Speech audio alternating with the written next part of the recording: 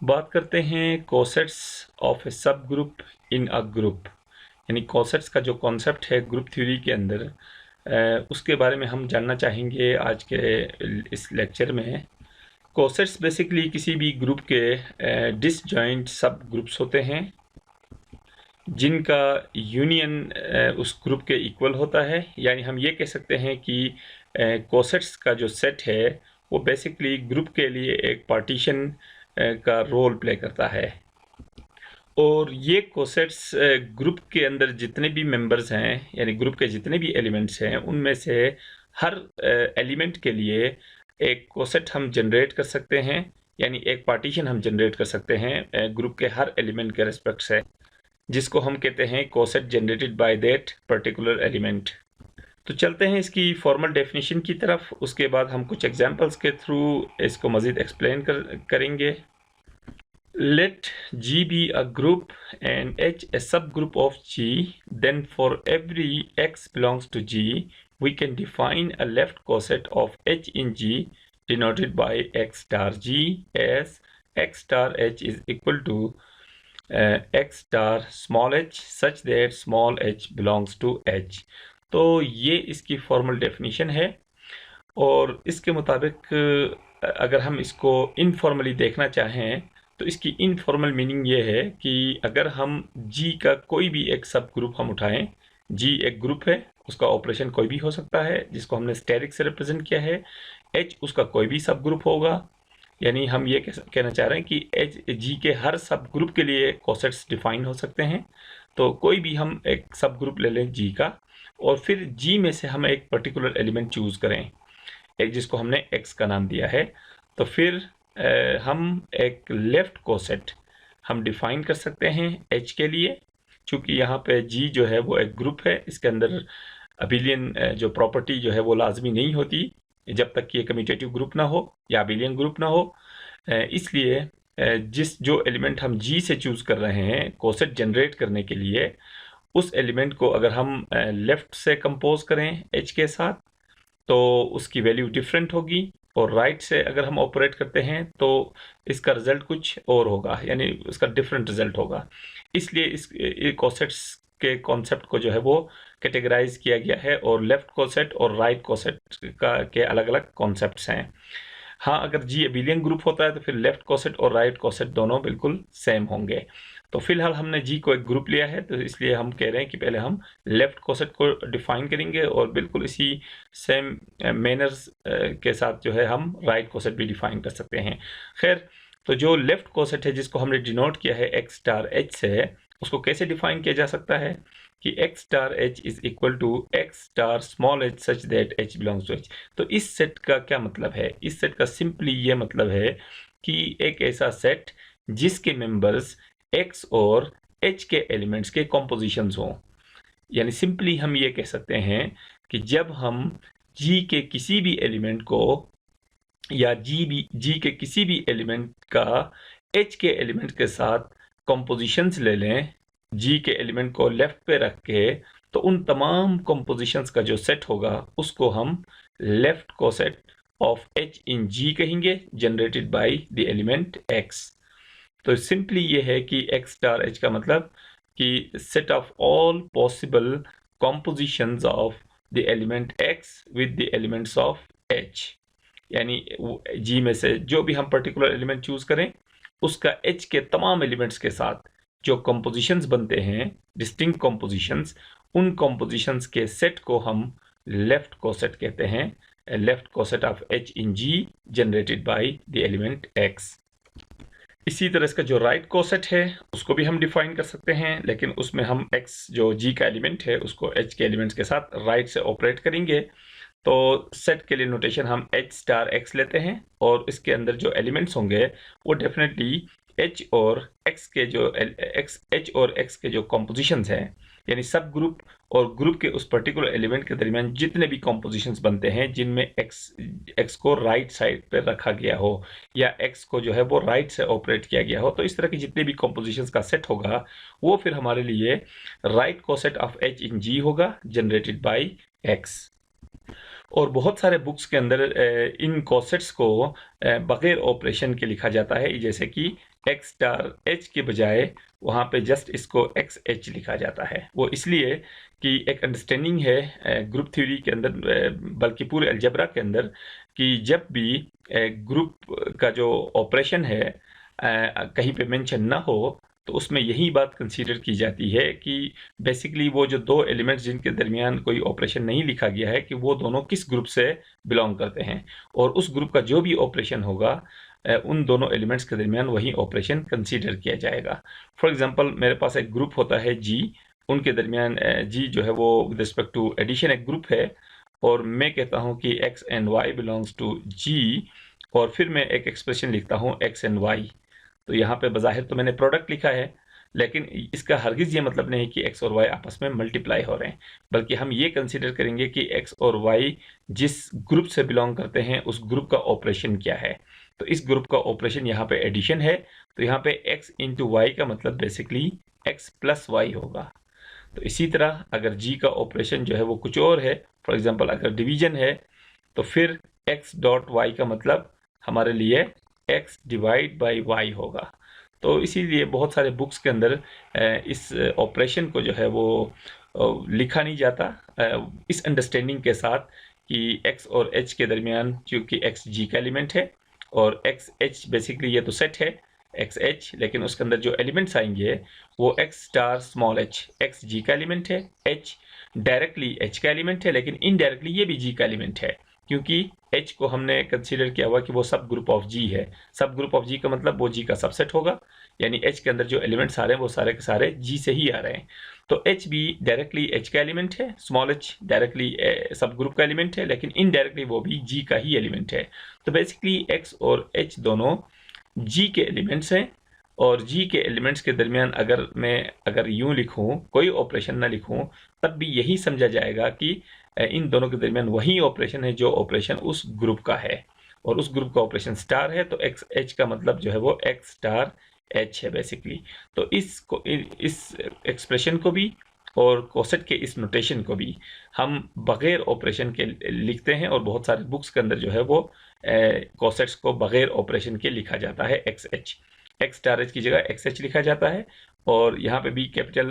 X star capital H की जगह just x star x dot dot भी नहीं लिखा जाता है, एक्स इंटू कैपिटल एच लिखा जाता है, लेकिन इसका मतलब जो है इसके पीछे ये वाली अंडरस्टैंडिंग है।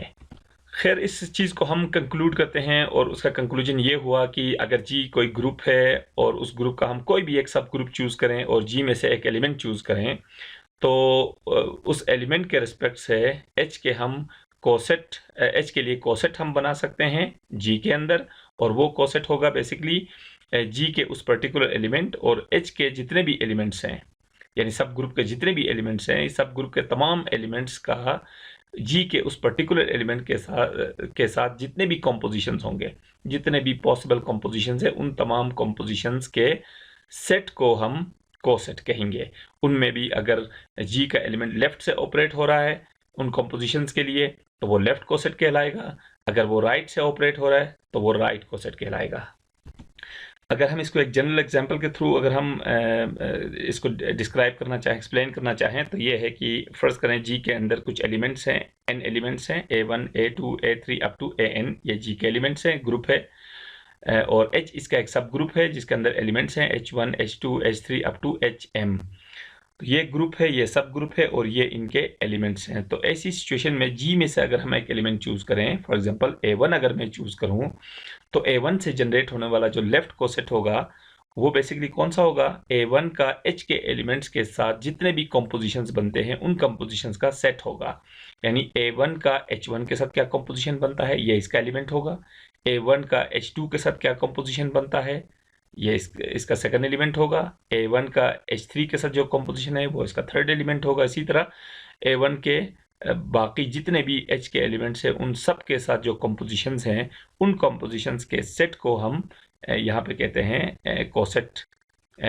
Of H in G generated by the element A1। इसी तरह हम अगर G में से एलिमेंट A2 चूज़ करते हैं तो A2 के लिए भी एक कोसेट बनेगा, और A2 का कोसेट क्या होगा, A2 times H1, A2 times H2, A2 times H3 and so on up to A2 times HM। यानी A2 का H के तमाम एलिमेंट्स के साथ बनने वाले कॉम्पोजिशंस का सेट। इसी तरह अगर हम A3 चूज़ करते हैं तो उसके लिए भी एक कोसेट बनेगा। तो सिंपली यहाँ हम देख सकते हैं कि G में जितने एलिमेंट्स होंगे उतने ही हम कोसेट्स बना सकते हैं। ये अलग, और लेकिन ये ज़रूरी नहीं कि उनमें से सारे के सारे डिस्टिंक्ट भी हों, ये आपस में इक्वल भी हो सकते हैं। तो यहाँ से हम ये तो कह सकते हैं कि G में जितने एलिमेंट्स होंगे उतने कोसेट्स होंगे, यानी जी के हर एलिमेंट के लिए कोसेट होगा। लेकिन ये नहीं कह सकते कि जी के अंदर जितने भी एलिमेंट्स हैं उतने डिस्टिंक्ट कोसेट्स होंगे, यानी सारे के सारे कोसेट्स आपस में डिफरेंट होंगे, ये नहीं कह सकते। इसलिए कि बहुत सारे कोसेट्स आपस में सेम भी हो सकते हैं। इनके अंदर रेपिटेशन भी हो सकती है, कि जैसे कि A1H है, उससे एक कोसेट हमें मिलेगा, यानी जी का एक सबसेट मिलेगा। इसी तरह A3H ये भी एक सबसेट है, तो ये दोनों आपस में इक्वल हो सकते हैं, यानी A1H और A3H आपस में इक्वल हो सकते हैं, या A1H A2H के इक्वल हो सकता है, A1H A5H के इक्वल हो सकता है, यानी कोई से भी। इस ग्रुप के अंदर n एलिमेंट्स हैं तो n कोसेट्स बनेंगे, लेकिन ये ज़रूरी नहीं है कि वो सारे के सारे कोसेट्स डिस्टिंक्ट हों। तो खैर, अब हम एक पर्टिकुलर एग्जाम्पल के थ्रू इस चीज़ को मज़ीद हम समझाने की कोशिश करते हैं। तो ये मैंने एक ग्रुप चूज़ किया है Z6, जिसके एलिमेंट्स होंगे 0 1 2 3 4 5, और इसका मैंने एक सब ग्रुप चूज़ किया है H, जिसके एलिमेंट्स है 0 2 एंड 4। और हमें ये पता है कि Z6 जो है वो एक ग्रुप बनाता है किस ऑपरेशन के रिस्पेक्ट से? एडिशन अंडर मॉड्यूलो 6 के रिस्पेक्ट से। तो ये एक ग्रुप है और ये इसका सब ग्रुप है। तो अब अगर हम कोसेट्स बनाना चाहें, लेफ्ट कोसेट्स, तो हमें क्या करना होगा? ग्रुप के हर एलिमेंट के लिए एक कोसेट बनता है। तो ग्रुप में सबसे पहला मेंबर हमारे पास है 0, तो मैं इसको लिख सकता हूँ 0 इंटू H। अब 0, और अब चूंकि यहाँ पे ग्रुप का ऑपरेशन डिफाइंड है, ग्रुप का ऑपरेशन हमें पता है, और वो है एडिशन का, तो इसको मैं लिख सकता हूँ 0 प्लस H। वैसे तो हमने पहले बात की थी कि 0 स्टार H होगा, जिसको नॉर्मली हम उस अंडरस्टैंडिंग के तहत कि दोनों के दरमियान ऑपरेशन वही होगा जो ग्रुप का है, इस अंडरस्टैंडिंग के तहत हम कोई ऑपरेशन नहीं लिखते। इसको अगर मैं 0H लिखूं तो भी ये सही होगा, क्योंकि उस अंडरस्टैंडिंग के तहत इन दोनों के दरमियान में वही ऑपरेशन कंसीडर करूंगा जो कि ग्रुप का है। नहीं, अगर हम मेंशन करना चाहें तो ये भी बेहतर है, क्योंकि बहुत सारे बुक्स के अंदर ये मेंशन है, क्योंकि ग्रुप के ऑपरेशन के जब हमें पता हो तो फिर वो ऑपरेशन हम दोनों के दरमियान लिख सकते हैं। तो 0 प्लस H बेसिकली किसके इक्वल होगा? बहुत सिंपल है, जैसे कि हमने पहले डेफिनेशन में बात की थी कि 0 का H के तमाम एलिमेंट्स के साथ जो कंपोजिशंस बनते हैं, यानी H के कौन से एलिमेंट्स? 1 2 3। H के अंदर 3 एलिमेंट्स हैं, तो हमने ये देखना है कि 0 का इन तीनों एलिमेंट्स के साथ क्या कंपोजिशंस हैं। तो सबसे पहले 0 को हम कंपोज करते हैं 0 के साथ। कंपोजिशन कह रहे हैं, इसलिए कह रहे हैं कि ग्रुप का जो भी ऑपरेशन है उसके तहत हम दोनों एलिमेंट्स को ऑपरेट करेंगे, उसका जो भी रिजल्ट होगा उसको हम कंपोजिशन कह रहे हैं। तो 0 के साथ ऑपरेट करेंगे under the operation of group, तो ये होगा 0 प्लस 0, और ये एडिशन भी मोस्टली हम ऐसे ही लिखते हैं, और ये हमारी अंडरस्टैंडिंग होती है कि ग्रुप का ऑपरेशन है तो ये एडिशन अंडर मॉड्यूलो 6 है। इसी तरह 0 फिर ऑपरेट होगा 2 के साथ, सेकेंड कंपोजिशन। 0 फिर ऑपरेट होगा 4 के साथ, और ये हमारे पास कोसेट बनेगा 0 प्लस 0, ये है 0, 0 प्लस 2 ये मेरे पास है 2, और 0 प्लस 4 मेरे पास है 4। तो ये पहला कोसेट हमारे पास बना है 0 प्लस H, जो कि हमारे पास 0 2 4। तो ये पहला कोसेट है। इसी तरह दूसरा कोसेट हम मालूम करते हैं एलिमेंट 1 के लिए, क्योंकि हमने बात की है कि G के हर एलिमेंट के लिए कोसेट बन सकता है, तो 1 प्लस H हमारे पास होगा। तो ये मैं लिख रहा हूँ। अब 1 H के तमाम एलिमेंट्स के साथ ऑपरेट होगा, तो 1 सबसे पहले 0 के साथ ऑपरेट होगा, 1 फिर 2 के साथ ऑपरेट होगा, 1 फिर 4 के साथ ऑपरेट होगा, और इसका फाइनल रिजल्ट आएगा हमारे पास 1 3 एंड 5। इसी तरह नेक्स्ट 2 के लिए हम कोसेट बना सकते हैं 2 प्लस H, और ये हम बनाएंगे 2 प्लस 0, ये 2 प्लस 2, और ये 2 प्लस 4, और ये 2 प्लस 0 मेरे पास है 2, और ये 2 प्लस 2 4, और ये 2 प्लस 4 6, और चूंकि हम एडिशन जो है मॉड्यूलो 6 का ले रहे हैं, तो 2 प्लस 6 अंडर मॉड्यूलो 6 जो है ये बनता है 0। इसी तरह तीसरा एलिमेंट है 3, तो ये 3 प्लस H, और ये हमारे पास होगा 3 प्लस 0, 3 प्लस 2, 3 प्लस 4। यानी ये 3b h के तमाम एलिमेंट्स, तीनों एलिमेंट्स के साथ ऑपरेट होगा लेफ्ट से, और इसका रिजल्ट हमारे पास आएगा 3, 3 + 2 5 और 3 + 4 7, अंडर मॉड्यूलो 6 जो है 7 1 बनता है। इसी तरह 4 + h हम कर लें तो ये भी हमारे पास होगा 4 + 0, 4 + 2 और 4 + 4, और सिंपली ये हमारे पास होगा अगेन 4, 4 + 2 6, अंडर मॉड्यूलो 6 0 बनता है, 4 + 4 8, अंडर मॉड्यूलो 6 जो है वो 2 बनता है। इसी तरह हम प्लस h है तो इसकी वैल्यू फिर है अगेन 5 + 0, 5 + 2 एंड 5 + 4, और सिंपली ये हमारे पास आएगा 5, 5 + 2 7, अंडर मॉड्यूलो 6 7 जो है वो 1 बनता है, और 5 + 4 9, अंडर मॉड्यूलो 6 9 3 बनता है। तो ये सारे इसके ऑल पॉसिबल कोसेट्स हैं, और इसमें हम ये चीज़ भी हम देख सकते हैं कि इसके टोटल कोसेट्स उतने ही हैं जितने ग्रुप के अंदर एलिमेंट्स हैं, यानी 6 एलिमेंट्स थे ग्रुप के अंदर, तो इसके 6 कोसेट्स बने हैं। लेकिन वही बात जो पहले हमने की थी कि ये ज़रूरी नहीं है कि इन तमाम कोसेट्स ये तमाम कोसेट्स आपस में डिस्टिंक्ट भी हों, और हम देख भी सकते हैं कि 0 + h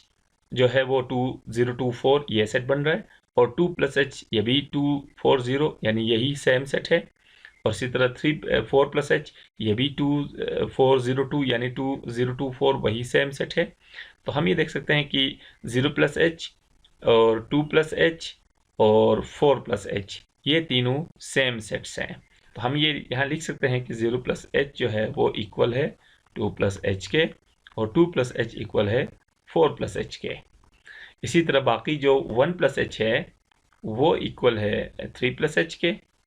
और 3 + h इक्वल है 5 + h के। और ये चीज़ हम यहाँ से देख सकते हैं 5 + h के अंदर एक सेट है जिसके में 3 एलिमेंट्स हैं 1 3 एंड 5, 3 + h के अंदर भी वही 1 3 एंड 5, और 1 + h के अंदर भी 1 3 एंड 5। तो ये तीनों फिर कोसेट्स आपस में सेम है। एक और चीज़ यहाँ से हम देख सकते हैं कि जितने भी हमारे पास कोसेट्स आ रहे हैं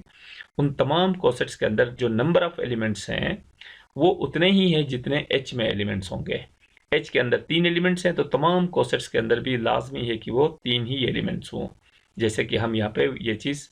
ऑब्जर्व कर सकते हैं कि जितने भी ये 6 कोसेट्स हैं उन सब के अंदर एलिमेंट्स की तादाद 3 ही है, यानी उतनी ही है जितनी कोसेट के अंदर है। एक और एग्जाम्पल हम कंसीडर करते हैं जिसमें हमने एक ग्रुप लिया है 1 - 1 आयोटा माइनस आयोटा, और सब ग्रुप लिया है 1n - 1, और हमें ये पता है कि ये g जो है ये सेट g बेसिकली ग्रुप बनाता है अंडर मल्टीप्लिकेशन, यानी जो यूजुअल मल्टीप्लिकेशन है उसके थ्रू या उसके रिस्पेक्ट से ये सेट ग्रुप बनाता है, और h उसका सब ग्रुप है। तो g के हर एलिमेंट के लिए हम एक कोसेट बना सकते हैं। तो